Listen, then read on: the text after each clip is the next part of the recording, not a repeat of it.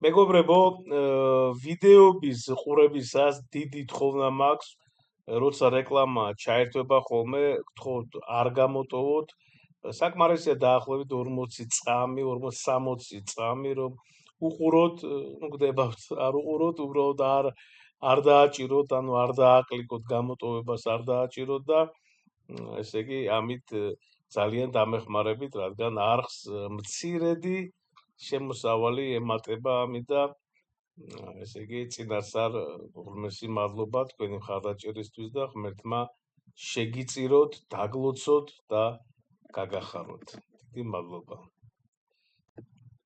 სახელითა მამისათა და ძისათა და სულისა წმინდისათა.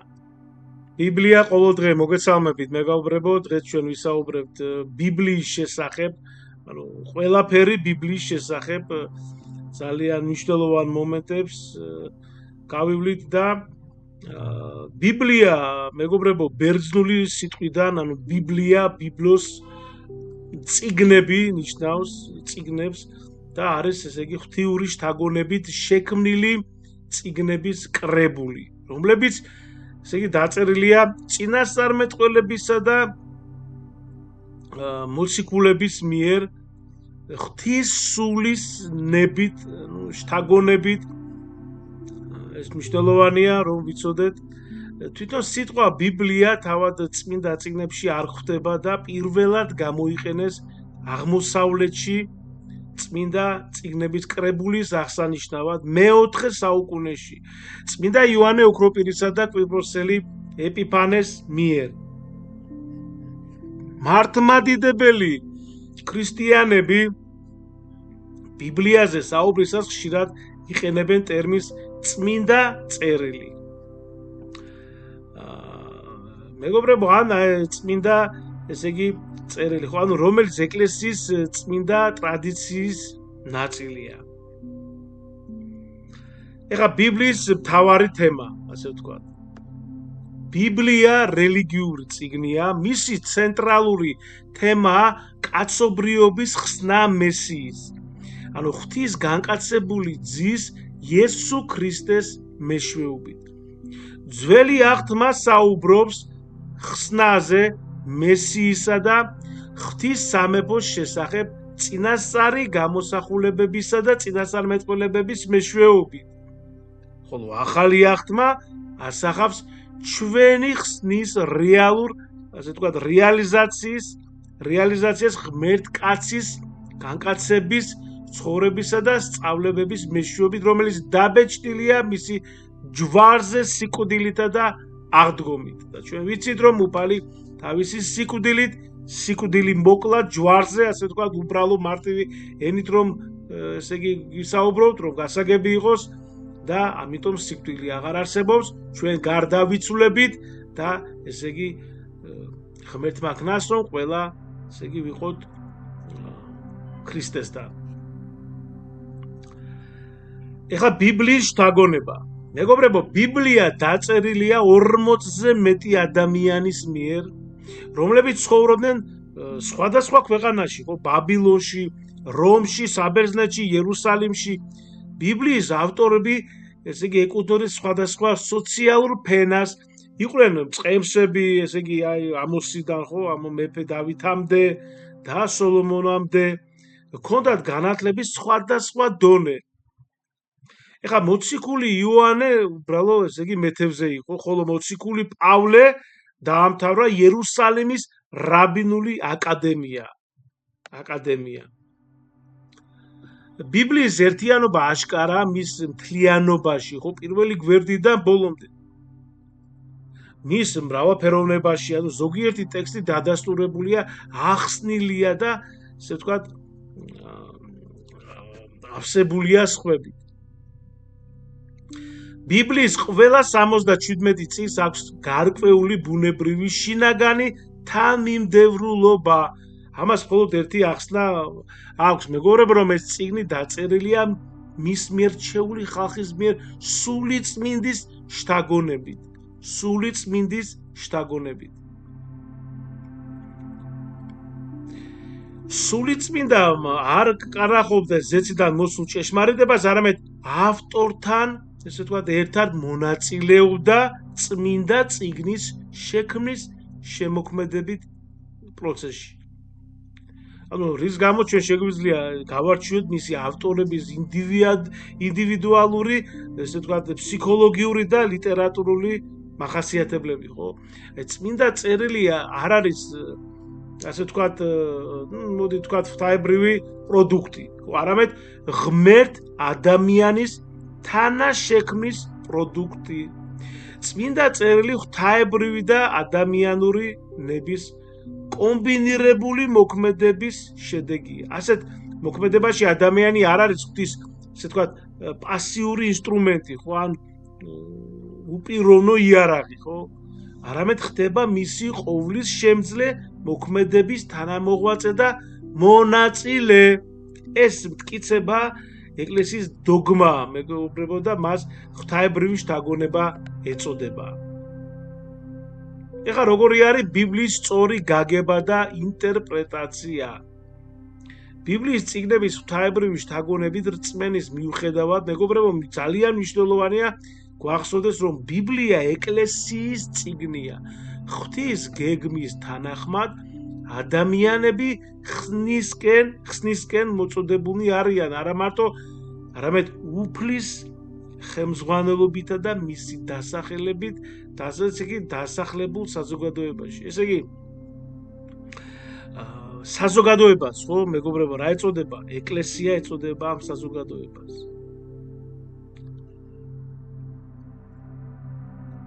ესე იგი, ეკლესია გვაძლევს საიმედო ხელმძღვანელობას თუ როგორ გამოვიყენოთ მისი წერილობითი სიმდიდრე. რა არის ყველაზე მნიშვნელოვანი და აქტუალური და რა არის მხოლოდ ისტორიული და არ არის გამოყენებული ახალი აღთქმის ეპოქაში. ეხლა წერის დრო. მეგობრებო, ბიბლიის წიგნები დაახლოებით 1500 წლის განმავლობაში სხვადასხვა დროს დაიწერა ქრისტეს დაბადებამდე და მის შემდეგაც. ანუ პირველებს, ესე ვთქვათ, ძველი აღთქმის წიგნები ეწოდება, ხოლო მეორეებს ახალი აღთქმის წიგნები. ბიბლია 77 წიგნისგან შედგება, 50 ძველ აღთქმაშია შეტანილი, ხოლო 27 ახალში. 11 არაკანონიკური წიგნია, ესე იგი, ეს არის ტობიტი, იუდითი, სოლომონის სიბრძნე, სირაკიზის იესოს სიბრძნე, იერემიას ეპისტოლე, ხო, ბარუქი, ეზრას მეორე და მესამე თავები, მაკაბელი პირველი, მეორე და მესამე თავები, ანუ არ არის ღვთისგან შთაგონებული და ამიტომ, რაც ნიშნავს არაკანონიკური, ანუ არ შედის ძველ აღთქმის წმინდა წერილის კანონში. ეხლა ბიბლიის ენა. მეგობრებო, ძველი აღთქმის წიგნები ებრაულად დაიწერა, გარდა იქ დანიელისა და ეზრას ზოგიერთი ნაწილები, რომლებიც არამეულ ენაზე დაიწერა, ხოლო ახალი აღთმა, ესე იგი, კოინეზე, ანუ ძველი ბერძნული ალექსანდრიულ დიალექტზე დაიწერა. თავდაპირველად ბიბლიური წიგნები იწერებოდა, ანუ პერგამენტზე ან პაპირუსზე, ვიცით ხო, პერგამენტი და პაპირუსი რა არის, ანუ გალესილი ლერწმისა და მელნის გამოყენებით. გრაგნილი გრძნულ ლენტს გავდა და ღეროზე იყო შემოხვეული. უძველეს გრაგნილებში ტექსტი დიდი ასოებით იყო დაწერილი. თითოეული ასო ცალკე იწერებოდა, მაგრამ სიტყვები ერთმანეთისგან არ იყო გამოყოფილი. მთელი სტრიქონი ერთ სიტყვად ითვლებოდა, მეგობრებო. ანუ მკითხველს სტრიქონი სიტყვებად უნდა დაეყო. უძველეს ხელნაწერებში არ იყო, ესე ვთქვათ, პუნქტუაციის ნიშნები, ხო? არც ასპირაციები და არც, ესე იგი, ხაზგასმები და ასე შემდეგ. მეგობრებო, და მნიშვნელოვანია, ებრაულში ხმოვნები არ იწერებოდა, მხოლოდ თანხმოვნები. ეხლა ბიბლიური კანონი. ბიბლიის წიგნების შემადგენლობა თანდათან ვითარდებოდა, მეგობრებო. ძველი აღთქმის წიგნები მნიშვნელოვანი პერიოდის განმავლობაში იქნებოდა, ხო, ძველი წელთაღრიცხვით მე-8 საუკუნიდან, ხო, ესე იგი ძველი წელთაღრიცხვით მე-4 საუკუნამდე. ანუ ითვლება, რომ ძველი აღთქმის კანონიკური, ანუ შთაგონებული წიგნები შეაგროვა მწიგნობარმა ეზდრამ, რომელიც დაახლოებით ძველ წელთაღრიცხვად 450 წელს ცხოვრობდა. ძველი წელთაღრიცხვით, ხო? ძველი აღთქმის კანონი საბოლოოდ დადგინდა ლაოდიკეას კრებაზე 364 წელს და კართაგენის კრებაზე 397 წელს. 397 წელს. სინამდვილეში ეკლესია ძველი აღთქმის კანონს მისი ამჟამინდელი სახით უძველესი დროიდან იყენებს. ამრიგად სარდისელი წმინდა მელიტო ანესიმიუსისადმი მიწერილ წერილში, რომელიც დაახლოებით ეს არის 170 წლით თარიღდება, გვთავაზობს ძველი აღთქმის წიგნების ჩამონათვალს, რომელიც თითქმის მთლიანად ემთხვევა მე-4 საუკუნეში დადგენილ ჩამონათვალს. ახალი აღთქმის კანონი მეორე საუკუნის შუა პერიოდისთვის უკვე ჩამოყალიბებული იყო ზოგადი ფორმით, რასაც ადასტურებს მეორე საუკუნის მოციქულთა ლიდერებისა და ესე ვთქვათ, აპოლოგეტიკების მაგალითად იყო ესეთი, ჩვენ ვიცით, ლიონელი, ხო, მოწამე ირინეოსის მიერ, ხო, ლიონელი ირინეოსის მიერ ახალი აღთქმის წმინდა წერილებიდან ციტირებაა, ხო? ორივე აღთქმა პირველად კანონიკურ ფორმაში გაერთიანდა მე-4 საუკუნეში ადგილობრივ კრებებზე. ჰიპონის კრებაზე 393 წელს და კართაგენის კრებაზე 397 წელს. ეხლა როგორია ბიბლიის თავებად და მუხლებად დაყოფის ისტორია. მეგობრებო, ბიბლიაში სიტყვების დაყოფა მე-5 საუკუნეში ალექსანდრიის ეკლესიის დიაკვნმა ეულალიუსმა შემოიღო. თავებად თანამედროვე დაყოფა კარდინალ სტივენ ლენგტონს უკავშირება, რომელმაც 1205 წელს ბიბლიის ლათინური თარგმანი, ანუ ვულგატა გაყო. ხოლო 1551 წელს ჟენევის ბეჭდავმა რობერტ სტივენმა თავების მუხლება თანამედროვე დაყოფა შემოიღო. ეხლა ბიბლიის წიგნების კლასიფიკაცია. ძველი და ახალი აღთქმის ბიბლიური წიგნები, ესე იგი, კლასიფიცირდება, მეგობრებო, როგორც საკანონმდებლო, ისტორიული, დიდაქტიკური და წინასწარმეტყველური. მაგალითად, ახალ აღთქმაში საკანონმდებლო ხასიათისა სახარებები, ისტორიულია მოციქულთა საქმეები, დიდაქტიკური ხასიათისა წმინდა მოციქულთა ეპისტოლეები, ხოლო იოანე ღვთისმეტყველის გამოცხადება, კიდე აპოკალიფსის მიძახით, ხო, ანუ წინასწარმეტყველური ხასიათისაა. ეხლა ბიბლიის თარგმანები. სეპტუაგინტის, ანუ ეს სეპტუაგინტა, ანუ 70 მთარგმნელის ბერძნული თარგმანი ეგვიპტის მეფე პტოლემე ფილადელფოსის ეს ძალიან ცნობილი ამბავია, მეგობრებო, ფილადელფოსის ბრძანებით ძველი წელთაღრიცხვით 271 წელს დაიწყო.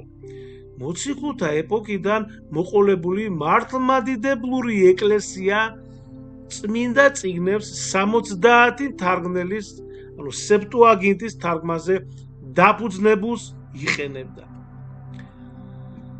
ეხლა რაც შეეხება ლათინური თარგმანი, ანუ ვულგატა. ესე იგი, ჩვენ ხელმძღვანელობთ სეპტუაგინტით და ეხლა მოდით ვისაუბროთ ვულგატაზე. 384 წელს გამოქვეყნდა წმინდა იერონიმეს მიერ, 382 წლიდან წმინდა იერონიმე სტრიდონელმა ბიბლია ბერძნულიდან ლათინურად თარგმნა. თავისი მოღვაწეობის დასაწყისში ის ბერძნულ სეპტუაგინტას იყენებდა, მაგრამ მალევე პირდაპირ ებრაული ტექსტის გამოყენებაზე გადავიდა. ეს თარგმანი ცნობილი გახდა როგორც ვულგატა. ედიციო ვულგატა, ესე. ვულგატუს, ხო, ნიშნავს ფართოდ გავრცელებულს, ანუ კარგად ცნობილს. მეგობრებო, 1546 წელს ტრიენტის კრებამ დაამტკიცა წმინდა იერონიმეს თარგმანი და ის ფართოდ გავრცელდა დასავლეთში. ბიბლიის სლავური თარგმანის სეპტუაგინტის ტექსტის საფუძველზე შექმნეს წმინდა თესალონიკელმა ძმებმა კირილემ და მეთოდიმ, ეს არის ესე იგი მე-9 საუკუნის შუა ხანებში. სლავურ მიწებზე, ანუ მათი სამოციქულო მოღვაწეობის დროს. ოსტრომირის სახარება პირველი სრულად, ესე იგი, შემონახულია სლავური ხელნაწერები, ხო? არის კიდე გენადიევის ბიბლია, ესე ვთქვათ, გენადიევსკაია, ხო? გენადიევის ბიბლია პირველი სრული ხელნაწერი რუსული ბიბლია. იგი შედგენილია 1499 წელს. ნოვგოროდის მთავარეპისკოპოსის გენადის ხელმძღვანელობით.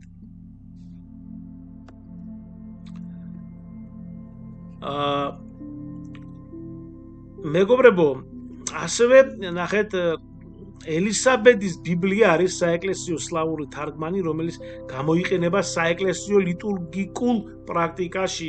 1712 წლის ბოლოს პეტრე პირველმა გამოსცა ბრძანებულება გადამუშავებული ბიბლიის გამოცემის შესახებ, მაგრამ ეს ნამუშევარი არ დასრულებულა ელისაბედის მეფობამდე, 1751 წლამდე. მეგობრებო, ეხლა ბიბლიური კვლევების სექციები. ხო? ну ბიბლიის ისტორიული და ფილოლოგიური შესწავლა, რომელიც აღწერს, ესე იგი, ტექსტის შენარჩუნების მდგომარეობას, მის ენას და განსაზღვრავს მის ავტორებას, ხო, თარიღს, ლიტერატურულ ჟანრს და წერს გარემოებებისა და ისტორიულ ფონს.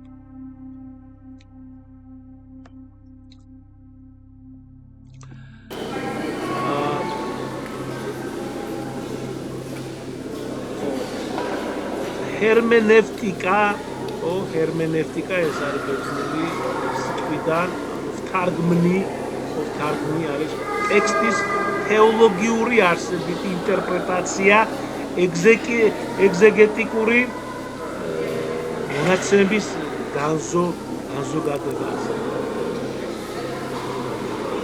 ანუ ცალკეული ფრაგმენტების ინტერპრეტაცია და ამავდროულად ბიბლიური ინტერპრეტაციის მეთოდოლოგიის პრინციპების ჯამის შემუშავა. აი ეს იყო, მეგობრებო, სულ და ეს არის, ესე ვთქვათ, ბიბლიის შესახებ, რაც უნდა ვიცოდეთ, ესე ვთქვათ, თუმცა შეგვიძლია უფრო ვრცლად ვისაუბროთ, მაგრამ რასაც ვისაუბრეთ, ეს არის ძალიან მოკლე და ძალიან ყველაზე მნიშვნელოვანი მომენტები. მადლი უფლისაჩვენისა იესო ქრისტესი და სიყვარული ღვთისა და მამისა და ზიარება სული საწმინდისა იყოს თქვენ ყოველთა თანა. ამინ.